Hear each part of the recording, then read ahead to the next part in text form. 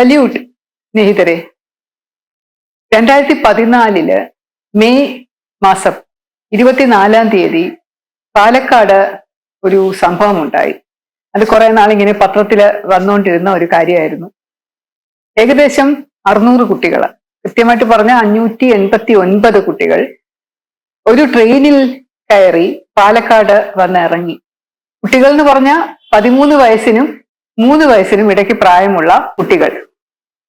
അവിടെ ഉണ്ടായിരുന്ന railway police ഫോഴ്സിന്, railway protection ഫോഴ്സിന് ഇതെന്താണ് ഇത്രയും കുട്ടികൾ ഒരുമിച്ച് ട്രെയിനിൽ വരുന്നത് എന്ന് സംശയം തോന്നി. അവരെ തടഞ്ഞു നിർത്തി കുറെ ചോദ്യങ്ങളൊക്കെ ചോദിച്ചപ്പോ ഈ കുട്ടികളെല്ലാം മലയാളം അറിഞ്ഞൂടാത്തവരാണ്. അവർ ജാർഖണ്ഡിൽ നിന്നും ഛത്തീസ്ഗഡിൽ നിന്നും ആസാമിൽ നിന്നും വെസ്റ്റ് ബംഗാളിൽ നിന്നും ഒക്കെ വന്നിട്ടുള്ള കുറെ കുട്ടികളാണ്. ഇവരുടെ കൂടെ വന്ന ആൾക്കാര് പോലീസിനെ കണ്ടപ്പോൾ ഓടിക്കളഞ്ഞു. അവര് പോലീസ് പിടിച്ചപ്പോ അതില് എനിക്ക് തോന്നുന്നു 4 പേരെങ്ങാണ്ട് ഉണ്ടായിരുന്നു എന്ന് തോന്നുന്നു. 2-3 പേര് ഓടി, ഒരാളെ പുറകെ ഓടി പിടിച്ചു. കമ്പാർട്ട്മെന്റിലും ഒക്കെ ഉണ്ടായിരുന്ന ആളുകളെ പോലീസ് വിളിച്ച് പരാതി പറഞ്ഞിട്ടാണ് പോലീസ് ഇങ്ങനെ ഇവരെ തടഞ്ഞു നിർത്തിയത്. ഇത്രയും കുട്ടികള് ഈ പട്ന ട്രെയിൻ ആണെന്ന് തോന്നുന്നു, പട്ന തിരുവനന്തപുരം വരുന്ന ട്രെയിനോ മറ്റോ ആണ് പാലക്കാട് കുട്ടികൾ വന്ന് ഇറങ്ങിയത്. കയറിയപ്പോ തൊട്ട് ഈ വളരെ ചെറിയ കുഞ്ഞുങ്ങൾ, 2 വയസ്സ് 2.5 വയസ്സുള്ള കുഞ്ഞുങ്ങളെ നോക്കുന്നത് ഈ 12-13 വയസ്സുള്ള പെൺപിള്ളേരാണ്. അവർ കിടന്ന് കരയുമ്പോ അവരാണ് എന്തെങ്കിലുമൊക്കെ വായിക്കകത്ത് കുത്തിത്തിരികി വെച്ച് കരച്ചിൽ തീർക്കുന്നത്. ചെക്ക് ചെയ്യാനായിട്ട് TTE വരുമ്പോ ഈ മുതിർന്ന ആൾക്കാരാണ് ഇത്രയും പിള്ളേരുടെയും ടിക്കറ്റ് എടുത്ത് കാണിക്കുന്നത്. അവര് യാത്ര ഉടനീളം കഷ്ടപ്പാടായിരുന്നു ഈ കുട്ടികൾക്ക് എന്നുള്ള രീതി അറിഞ്ഞപ്പോൾ ഇവർക്ക് സംശയം തോന്നിയിട്ടാണ് ഇവർ പോലീസിനെ വിളിച്ച് പറയുകയും പാലക്കാട് വെച്ച് അവർ പിടിച്ചു. പാലക്കാട് വരെയായിരുന്നു ഇവരുടെ ടിക്കറ്റ് എടുത്തിരുന്നത്. അപ്പൊ അന്വേഷണത്തില് മനസ്സിലായത് ഇവരെ 2 ഓർഫനേജുകളിലേക്ക് കൊണ്ടുപോകുന്ന കുട്ടികളാണ്. കോഴിക്കോട് മുക്കം എന്ന് പറയുന്ന സ്ഥലത്ത് ഒരു ഓർഫനേജിലും മലപ്പുറത്തുള്ള മറ്റൊരു ഓർഫനേജുകളിലേക്കും ട്രാൻസ്ഫർ ചെയ്യാനായിട്ട് കൊണ്ടുവരുന്ന കുട്ടികളാണ് ഇവര് എന്നാണ് മനസ്സിലായത്. ഈ വിവരം ഉടൻ തന്നെ ചൈൽഡ് ലൈൻ പ്രവർത്തകരെ അറിയിക്കുകയും ചൈൽഡ് റൈറ്റ്സ് കമ്മീഷനെ അറിയിക്കുകയും, അപ്പൊ കമ്മീഷൻ വന്നിട്ട് അധികം നാളൊന്നും ആയിട്ടില്ലായിരുന്നു. കുട്ടികളുടെ ബാലാവകാശ കമ്മീഷൻ അവരത് വളരെയധികം സടകുടഞ്ഞ് എണീറ്റ് പ്രവർത്തിക്കുകയും പോലീസിന് വിവരം അറിയിക്കുകയും, അങ്ങനെ സർക്കാർ, ഉമ്മൻചാണ്ടി സാറായിരുന്നു ഭരിച്ചിരുന്നത്, അദ്ദേഹം എന്നോട് പറഞ്ഞു ഞാൻ ഇത് അന്വേഷിക്കാൻ പറഞ്ഞു. കാരണം ഞാൻ അന്ന് ജോലി ചെയ്തത് നിർഭയ നോഡൽ ഓഫീസർ എന്നുള്ള രീതിയിലായിരുന്നു. ഒരു സാമൂഹ്യ പ്രശ്നമാണ്, നിർഭയയുടെ നോഡൽ ഓഫീസർ എന്നുള്ള നിലയ്ക്ക് അറിയണം.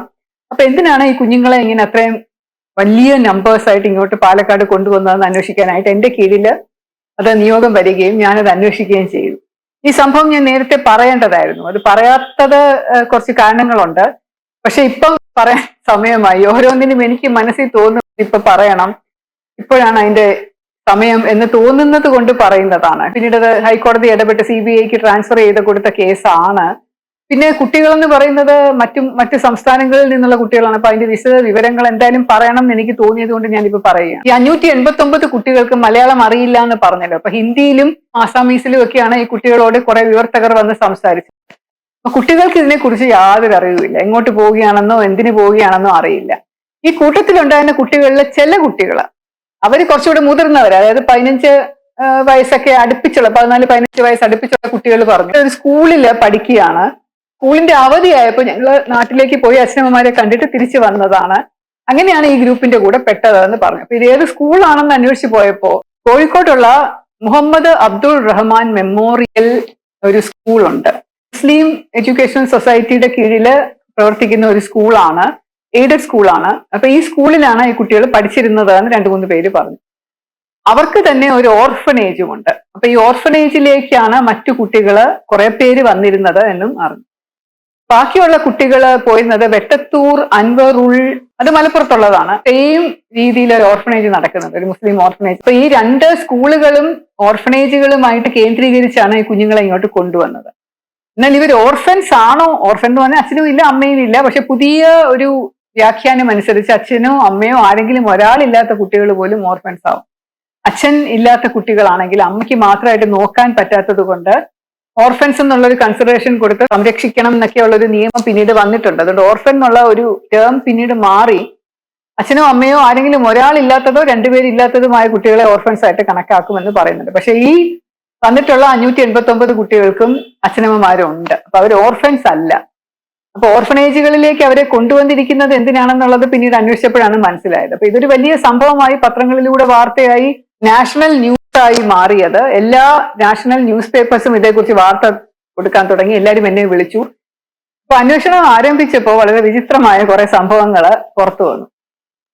ഭാരതത്തിൽ മൊത്തം ഏകദേശം 8,000-ഓളം ഓർഫനേജുകളാണ് ഉള്ളത്. അതായത് 8,000-ഓളം ഓർഫനേജുകൾ എന്ന് പറയുന്നത് പോലും 2016 കണ്ടുപിടിച്ചതാണ്. രജിസ്റ്റേർഡ് ആയിട്ടുള്ള ഓർഫനേജസ് ആണ് 8,000 അടുപ്പിച്ചുള്ളത്. 7,989 അങ്ങനെ 8,000 അടുപ്പിച്ച നമ്പറാണ് അവർ 2016 കണ്ടുപിടിച്ചത്. രജിസ്റ്റർ ചെയ്യാതെ അനധികൃതമായിട്ട് പ്രവർത്തിക്കുന്ന കുറെ ഓർഫനേജുകൾ ഉണ്ടെന്നും പറയപ്പെടുന്നു. കേരളത്തിൽ അങ്ങനെ രജിസ്ട്രേഷൻ ഒന്നും ഓർഫനേജുകൾ കാര്യമായിട്ടില്ല. എനിക്ക് തോന്നുന്നു 200-300 ഓർഫനേജുകൾ മാത്രമേ കേരളത്തിൽ രജിസ്റ്റർ ചെയ്തിട്ടുള്ളൂ. പക്ഷേ ഇവിടെ 1,800 ഓർഫനേജുകൾ ഉണ്ട് എന്ന് പറഞ്ഞ് ഹൈക്കോടതിയിൽ ഓർഫനേജസ് അസോസിയേഷന്റെ 2-3 സംഘടനാ നേതാക്കന്മാര് പോയി റിറ്റ് ഫയൽ ചെയ്തു. അതായത് ഈ കേസ്, കുട്ടികളെ കടത്തിക്കൊണ്ടുവന്ന കേസ് കോടതിയിൽ വന്നപ്പോ കോടതിയിലെ തമ്പ് എന്ന് പറയുന്ന ഒരു NGO ഇത് CBI അന്വേഷണം ഏൽപ്പിക്കണം എന്ന് മറ്റും പറഞ്ഞുകൊണ്ട് ഒരു കേസ് ഹൈക്കോടതിയിൽ ഫയൽ ചെയ്തു. അപ്പൊ അതിന്റെ ബേസിസിൽ ഹൈക്കോടതിയിൽ ഞങ്ങളെയും കൂടെ കക്ഷി ചേർക്കണം എന്ന് പറഞ്ഞ ഈ ഓർഫനേജ് അസോസിയേഷന്റെ ഭാരവാഹികൾ ഹൈക്കോടതിയിൽ ഒരു റിപ്പോർട്ട് കൊടുത്തതിനകത്ത് അവർ പറയുന്നുണ്ട്, ഞങ്ങൾ 1,800 ഓർഫനേജുകൾ കേരളത്തിലുള്ളതിന്റെ ഭാരവാഹികളാണ് ഞങ്ങൾ എന്ന് പറഞ്ഞാണ് ഈ 2 പേര് പോയിരിക്കുന്നത്. അപ്പൊ അങ്ങനെ 1,800 ഓർഫനേജുകൾ ഉണ്ടോ എന്ന് പരിശോധിച്ച് നോക്കിയിട്ടില്ല, രജിസ്റ്റർ ചെയ്തിട്ടില്ല. അപ്പൊ എല്ലാം അനധികൃത ഓർഫനേജുകളാണ് മിക്കവാറും എല്ലാം ഉള്ളത്. പക്ഷെ ഈ മുക്കത്തുള്ള ഓർഫനേജ് രജിസ്റ്റേർഡ് ഓർഫനേജ് ആണ്. ചാരിറ്റബിൾ സൊസൈറ്റീസ് ആക്ട് പ്രകാരം രജിസ്റ്റർ ചെയ്തതാണ്. ഓർഫൻസിനെ മാത്രം എടുക്കാനുള്ള അധികാരമേ ഉള്ളൂ. എന്തുകൊണ്ടാണ് ഇത്ര ദൂരെ കിടക്കുന്ന വടക്കേ ഇന്ത്യൻ സംസ്ഥാനങ്ങളിൽ നിന്ന് കേരളത്തിലേക്ക് ട്രെയിനിൽ കയറ്റി ഈ കുട്ടികളെ കൊണ്ടുവരുന്നത് എന്നുള്ള ഒരു വലിയ ക്വസ്റ്റ്യൻ, ഒരു വലിയ ചോദ്യം വന്ന് ഉയർന്നു വന്നപ്പോ മനസ്സിലായ കാര്യങ്ങൾ, കേരളത്തിലെ ഈ സ്കൂളുകൾ എന്ന് പറയുന്നത് എയ്ഡഡ് സ്കൂളാണല്ലോ. അപ്പൊ അത് ഒരു നിശ്ചിത നമ്പർ ഓഫ് കുട്ടികൾ ഇല്ല എന്നുണ്ടെങ്കിൽ അതിന്റെ ലൈസൻസ് റദ്ദാകും. അപ്പൊ ഈ സ്കൂളുകളിലേക്ക് കുട്ടികൾ വേണം. കുട്ടികൾ എന്ന് പറഞ്ഞാൽ കുട്ടികളുടെ പേരും അഡ്രസ്സും ഡീറ്റെയിൽസും ഒക്കെ വേണം. അപ്പൊ അവരുടെ തന്നെ ഓർഫനേജുകളിലുള്ള കുട്ടികളാണെങ്കിൽ അവർക്ക് ഓർഫനേജിൽ പാർപ്പിക്കുകയും ചെയ്യാം, അവർക്ക് മദ്രസകളിൽ വിടാം, ടീച്ചർമാരെ പിരിച്ചുവിടേണ്ടി വരില്ല, അവർക്കൊക്കെ ശമ്പളം സർക്കാർ കൊടുക്കും, കുട്ടികളുടെ നമ്പർ കാണിക്കുകയും ചെയ്യാം. അങ്ങനെയുള്ള ഒരു പർട്ടിക്കുലർ റീസൺ അതായിരുന്നു. രണ്ടാമത്തെ കാര്യം, ഈ ഓർഫനേജുകളിലും ഓരോ കുട്ടികൾക്കും വെച്ചിട്ട് പൈസ കിട്ടും. സംസ്ഥാന സർക്കാരിന്റെ തന്നെ സോഷ്യൽ വെൽഫെയർ ഡിപ്പാർട്ട്മെന്റിൽ നിന്ന് ഒരു ഓർഫനേജിൽ ഒരു കുട്ടിക്ക് വേണ്ടി 100 രൂപ ഒരു പ്രതിദിനം ഭക്ഷണത്തിന് വേണ്ടി കൊടുക്കുന്നുണ്ട്. കേന്ദ്ര സർക്കാരിൽ നിന്ന് ഏകദേശം 200-300 രൂപ വെച്ച് ഒരു കുട്ടിക്ക് വേണ്ടി കൊടുക്കുന്നുണ്ട്. അതിന് കഷ്ടപ്പെടണം, ഒരുപാട് പുറകെയൊക്കെ നടന്നിട്ട് ഇത്രയും കുട്ടികൾ ഉണ്ടെന്നൊക്കെ പറഞ്ഞ് അതിന്റെ ഡീറ്റെയിൽസ് രേഖകളും ഇതൊക്കെ കൊടുത്തു കഴിഞ്ഞാലാണ് കിട്ടുക. ഇത് കൂടാതെ വിദേശ രാജ്യങ്ങളിൽ നിന്ന് മുസ്ലിം ഓർഫനേജസിൽ വളരെ നല്ല ഒരു തുക കിട്ടുന്നുണ്ട്. സക്കാത്ത് എന്ന് പറഞ്ഞ് അവര് കൊടുക്കേണ്ടതാണല്ലോ. അവരുടെ എല്ലാ പെരുന്നാൾ വരുമ്പോഴും അവർ കുറെ പൈസ ഇതുപോലെയുള്ള ഓർഫൻസിന്റെ വെൽഫെയറിന് വേണ്ടി കൊടുക്കേണ്ടതാണ്. അപ്പൊ അതുകൊണ്ട് ഓർഫനേജുകളിലെ കുട്ടികളുടെ എണ്ണം കൂട്ടിയാൽ, അവരുടെ രജിസ്റ്ററിൽ എത്രയും കുട്ടികളുണ്ടെങ്കിൽ വിദേശത്ത് ഉള്ള മലയാളികളോ അല്ലെങ്കിൽ വിദേശത്തുള്ള ആൾക്കാരെയോ ഒക്കെ കൊണ്ടുവന്ന് ഓർഫനേജിലൊന്നും ഒരു ടൂറും പര്യടനവും ഒക്കെ നടത്തി കഴിഞ്ഞാൽ അവർ ഒരുപാട് കാശ് കൊടുക്കും. അപ്പൊ അതിന് വേണ്ടിയിട്ടും ആണ് എന്നുള്ള ഒരു ചിന്ത കൂടെ ഇടയ്ക്ക് ഉയർന്നു വന്നു. ഓർഫനേജുകളിലെ 2 ഓർഫനേജുകൾ നോക്കിയത്, രണ്ടിനകത്തും ഈ അവരുടെ റെക്കോർഡ്സും രജിസ്റ്റേഴ്സും ഡോക്യുമെന്റ്സും ഒന്നും ഒട്ടും പ്രോപ്പർ അല്ല. എത്ര മലയാളി കുട്ടികളുണ്ട്, എത്ര മലയാളി ഓർഫൻസ് ഉണ്ട്, എത്ര വടക്കേ ഇന്ത്യൻ ഓർഫൻസ് ഉണ്ട്, എത്ര സൗത്ത് ഇന്ത്യൻ ഓർഫൻസ് ഉണ്ട് എന്നുള്ള ഒന്നും ഒരു രേഖയും. അതുപോലെ ഈ കൂട്ടിക്കൊണ്ടുവരുന്ന ഇപ്പൊ ഈ 600 കുട്ടികൾ വന്നത് തന്നെ അവരുടെ ഡീറ്റെയിൽസ് എന്തെങ്കിലും ഉണ്ടോ നോക്കി അതും ഇല്ല. അവരെങ്ങനെയാണ് വന്നത് എന്ന് ആലോചിച്ച് നോക്കി, എന്താണ് സംഭവം, നമുക്ക് അങ്ങോട്ട് പോവാം എന്ന് പറഞ്ഞ് അങ്ങനെ ഒരു ടീം ഓഫ് ഓഫീസേഴ്സിനെ ഞങ്ങൾ ഈ പല സംസ്ഥാനങ്ങളിലേക്കും വിട്ടു. ജാർഖണ്ഡ്, ഛത്തീസ്ഗഡ്, അതുപോലെ ആസാം, വെസ്റ്റ് ബംഗാള്, പാറ്റ്ന, ബീഹാർ, ഇതുപോലെയുള്ള സ്ഥലങ്ങളിലെല്ലാം ഞങ്ങൾ അവരെ വിട്ടു. വളരെ ഞെട്ടിപ്പിക്കുന്ന ഒരു കാര്യം എന്താണെന്ന് വെച്ചാൽ, ഈ ഓർഫനേജുകള് കുട്ടികൾക്ക് വേണ്ടിയിട്ട് റിക്രൂട്ട് ചെയ്യാനായിട്ട് ഏജൻസികളെ ഉണ്ടാക്കി, ഒരു മലയാളിയും പിന്നെ അവിടെയുള്ള നാട്ടുകാരായിട്ടുള്ള കുറച്ച് പേരും അവിടെ ഒരു ഓഫീസ് പോലെ ഇട്ട് അവര് ഗ്രാമങ്ങളാകെ ഇങ്ങനെ കറങ്ങി നടന്ന് വളരെ ദാരിദ്ര്യമുള്ള കുടുംബത്തിൽ ചെന്നിട്ട്, ഇപ്പൊ 3, 4, 5, 6 കുട്ടികളൊക്കെ ഉള്ള കുടുംബത്തിൽ ചെന്നിട്ട് പറയും, ഞങ്ങൾ കേരളത്തിൽ ഇങ്ങനെ ഒരു സ്ഥാപനമുണ്ട്, കുട്ടികളെ നല്ലപോലെ പഠിപ്പിക്കാം, നല്ല വിദ്യാഭ്യാസം കൊടുക്കാം, നല്ല ഭക്ഷണം കിട്ടും, അവർക്ക് അവിടെ നിന്ന് നല്ല ജോലി കിട്ടും, ഇത്രയും കുട്ടികളെ ഞങ്ങളെ വിട്ടിട്ടുണ്ട്, ഇത്രയും കുട്ടികൾ അങ്ങനെ കുറെ കണക്കുകളൊക്കെ പറഞ്ഞ് അവരെയൊക്കെ തെറ്റിദ്ധരിപ്പിച്ച് വഞ്ചിച്ച് ഓർഫനേജുകളെ കുറിച്ചും സ്കൂളുകളെ കുറിച്ചും വലിയ പടങ്ങളൊക്കെ അവരെ ചിത്രീകരിച്ച് ഫോട്ടോസൊക്കെ കാണിച്ച് അച്ഛനമ്മമാരുടെ അനുമതി അച്ഛനമ്മമാർ ഒരു NOC കൊടുക്കും, കുട്ടികളെ കൊണ്ടുപോയിക്കോളൂ എന്ന് പറഞ്ഞിട്ട്.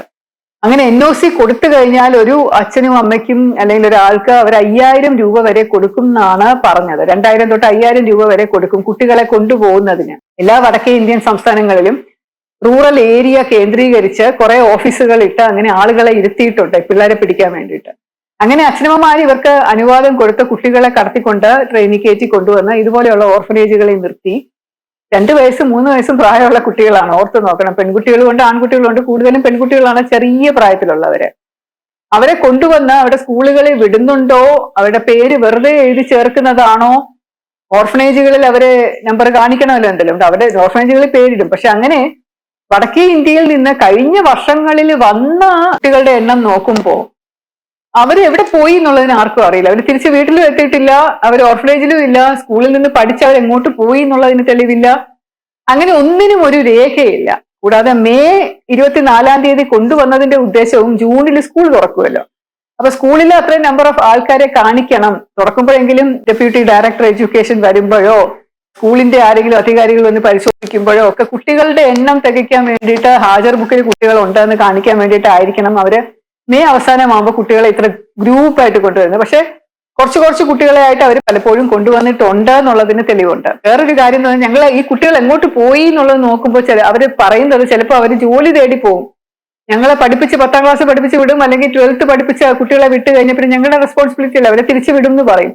പിന്നെ തിരിച്ചവർ പലരും ആ രജിസ്റ്ററിലുള്ള കുറെ പേരുടെ ഞങ്ങൾ റാൻഡമായിട്ട് ചെക്ക് ചെയ്യും. എല്ലാവരും ചെക്ക് ചെയ്യാൻ പ്രയാസമാണ്. അപ്പൊ റാൻഡമായിട്ട് ചെക്ക് ചെയ്തപ്പോ അവരാരും തിരിച്ചവരവരുടെ വീടുകളിൽ ചെന്നിട്ടില്ല.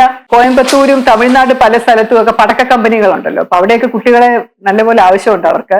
പല തടി കമ്പനികൾ, പല ഓട് കമ്പനികൾ, ചൂള, അതുപോലെയുള്ള പല സ്ഥലത്തും കുട്ടികളെ ആവശ്യമുള്ളത് കൊണ്ട് ചൈൽഡ് ലേബർ അവര് വളരെ നന്നായിട്ട് പ്രോത്സാഹിപ്പിക്കും. പല സ്ഥലങ്ങളില് ജോലി ചെയ്തപ്പോഴും കണ്ടിട്ടുണ്ട് ചെറിയ കുട്ടികള്, വടക്കേ ഇന്ത്യൻ കുട്ടികളൊക്കെ ഇതുപോലെ പെട്ടിക്കടകളിലൊക്കെ നിന്ന് ജോലി ചെയ്യുന്നത് കണ്ടിട്ടുണ്ട്. പല കടകളിൽ നിന്ന് ഇപ്പൊ സമോസ കടകളാണെങ്കിലോ അല്ലെങ്കിൽ ചാട്ട് കടകളാണെങ്കിലോ ചായക്കടകളാണെങ്കിലോ ഒക്കെ വളരെ ചെറിയ, കണ്ടാ അറിയാം 13-12 വയസ്സേ ഉള്ളൂ. പക്ഷെ ചോദിക്കുമ്പോൾ അവർ പറയും 18 വയസ്സെന്നൊക്കെ പറയും.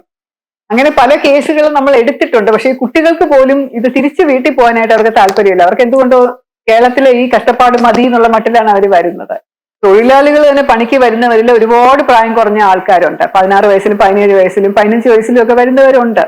അപ്പൊ അതുപോലുള്ള ദാരിദ്ര്യം നമ്മുടെ നാട്ടിലുണ്ട്. അതല്ലേ ഇത്രയധികം ഓർഫനേജുകൾ തന്നെ വന്നത്. ഇപ്പം 8000-ഓളം ഓർഫനേജുകൾ എന്ന് പറയുമ്പോൾ എത്ര കുട്ടികളാണ് അതിനകത്ത് ഓർഫൻസ് എന്നുള്ള രീതിയിൽ വരുന്നത്. പക്ഷെ ഇവിടുത്തെ കാര്യം എന്ന് പറഞ്ഞാൽ ഇവർ ഓർഫൻസ് അല്ല, ഇവർക്ക് അച്ഛനമ്മമാരുണ്ട്. ഇടയ്ക്കൂടെ ഒരു അവയവക്കടത്ത് എന്നുള്ള ഒരു ചിന്തയൊക്കെ വന്നു. ചില ആശുപത്രികളിൽ ഇതുപോലെ വലിയ വില കൊടുത്താണ് ആളുകൾ അവയവം വാങ്ങുന്നത്. അപ്പൊ നല്ല അവയവം കിട്ടാത്തപ്പോൾ ഇതുപോലെ 15-16 വയസ്സുള്ള കുട്ടികളുടെ ബ്ലഡ് മാച്ച് ചെയ്ത് കിട്ടിക്കഴിഞ്ഞാൽ ഈ കിഡ്നിയോ ലിവറോ എന്താണെന്ന് വെച്ചാൽ എടുക്കാമല്ലോ.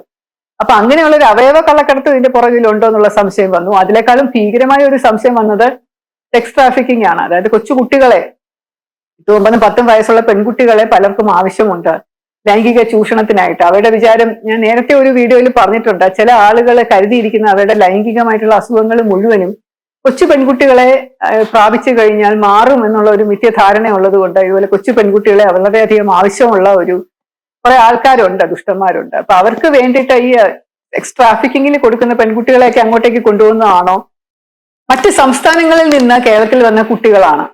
അവർക്ക് എന്ത് പറ്റിയാൽ എന്ത് എന്നുള്ളൊരു ചിന്ത പലർക്കും ഉണ്ടായിരുന്നു. അവർ നമ്മുടെ കുട്ടികളല്ലല്ലോ, നമ്മുടെ അച്ഛനമ്മമാർക്ക് ബുദ്ധിമുട്ടില്ലല്ലോ. കളക്ടറും ഞങ്ങൾ എല്ലാവരും കൂടെ മുൻകൈ എടുത്തുകൊണ്ട് ഇതിനകത്ത് നിന്നൊരു 300ഓളം കുട്ടികളെ തിരിച്ച് അയച്ചു. അവരവരുടെ വീടുകളിലേക്ക്, നാടുകളിലേക്ക് തിരിച്ചയച്ചു. അച്ഛനമ്മമാരെ അവരെ വിറ്റതാണ്, അവർക്ക് വേണ്ട. അപ്പൊ അവര് പറഞ്ഞു ഞങ്ങൾക്ക് ഇവിടെ വേണ്ട, ഞങ്ങൾക്ക് വളർത്താൻ ആവശ്യമില്ല, നിങ്ങൾ തന്നെ തിരിച്ചു കൊണ്ടുപോക്കോ എന്നുള്ള രീതിയിൽ കുറച്ചുപേര് സംസാരിച്ചു. ഞങ്ങൾ പറഞ്ഞു നല്ല കുറ്റകൃത്യമാണ്, അങ്ങനെ കൊടുക്കാൻ പാടില്ല, നിങ്ങൾ അച്ഛനമ്മമാരുള്ളപ്പോ ഓർഫൻസ് എന്നുള്ള രീതിയിൽ കുഞ്ഞുങ്ങളെ കൊടുക്കാൻ പാടില്ല, ഇതൊക്കെ തെറ്റാണെന്നൊക്കെ പറഞ്ഞ് ഒരുപാട് മനസ്സിലാക്കിച്ചിട്ട് അവിടെ തിരിച്ചു കൊടുത്തു. കുഞ്ഞുങ്ങളെ വേണ്ടാത്ത ഒരുപാട് പേരുണ്ട്. എന്തിനാ ജനിപ്പിക്കുന്നതെന്ന് എനിക്കറിയില്ല. ഇനിയിപ്പോ സംഭവിച്ചു പോകുന്നു, സ്വാഭാവികമായിട്ട് അങ്ങനെ സംഭവിക്കുന്നൊക്കെ പറയുന്നവരും ഉണ്ടാവും. പക്ഷെ നമ്മൾ കണ്ടില്ലേ, ജനിച്ച ഉടനെ തന്നെ കുഞ്ഞിനെ പൊഞ്ഞുകെട്ടി റോഡിലേക്ക് വലിച്ചെറിയുന്ന അമ്മമാരുള്ള സംസ്ഥാനമാണ് ഇവിടെ. നമ്മുടെ മനസാക്ഷി കുത്തെന്ന് പറയുന്നത് ഇതുപോലെ വടക്കേ ഇന്ത്യയിൽ നിന്ന് കുട്ടികള് അവരെ എന്തിനെങ്കിലും ഉപയോഗിക്കട്ടെ.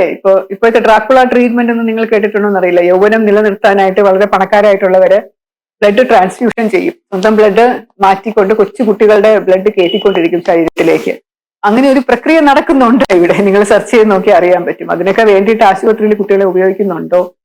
ഹൈക്കോടതി അത് അവസാനം CBI അന്വേഷിക്കട്ടെ എന്ന് പറഞ്ഞ് വിട്ടപ്പോൾ ഭയങ്കര സമാധാനമായിരുന്നു. ഇതിനകത്ത് CBI അല്ലേ, CBI എന്തായാലും നന്നായിട്ട് അന്വേഷിച്ച് കണ്ടുപിടിക്കും. കൂടാതെ പല പല സംസ്ഥാനങ്ങൾ ഉള്ളത് കൊണ്ടും പല സ്ഥലങ്ങളിലായിട്ട് വ്യാപിച്ച് കിടക്കുന്നതും കൊണ്ടുണ്ട് ഈ നീരാളിപ്പിടുത്തം പോലെ ഇങ്ങനെ കിടക്കുന്നുണ്ട്. എല്ലാത്തിനെയും കൂടെ വാരിയെടുത്ത് ഒറ്റ ഒരു പാത്രത്തിൽ അന്വേഷിക്കാനായിട്ട് CBI പോലെയുള്ള ഒരു ഓർഗനൈസേഷൻ സാധിക്കും. എല്ലായിടത്തും ഉള്ള ഒരു ഓർഗനൈസേഷൻ ആണല്ലോ. അപ്പൊ നല്ല സത്യമായിട്ട് അന്വേഷിച്ച് അവർ ചെയ്തോളൂ എന്ന് വിചാരിച്ചു. 2020 ഓഗസ്റ്റ് ആയപ്പോ CBI ഒരു റിപ്പോർട്ട് കോടതിയിൽ കൊടുത്തു, ഇതിനകത്ത് കുട്ടി കടത്തില്ല എന്ന് പറഞ്ഞ്. കേസ് എഴുതി തള്ളാനുള്ള ഒരു റെക്കമെൻഡേഷൻ CBI കോടതി അംഗീകരിച്ച് CBIയെയും സ്വാധീനിക്കാനാകും എന്നതിന്റെ ഒരു വലിയ തെളിവാണ് എനിക്ക് പലപ്പോഴും തോന്നാറുണ്ട്.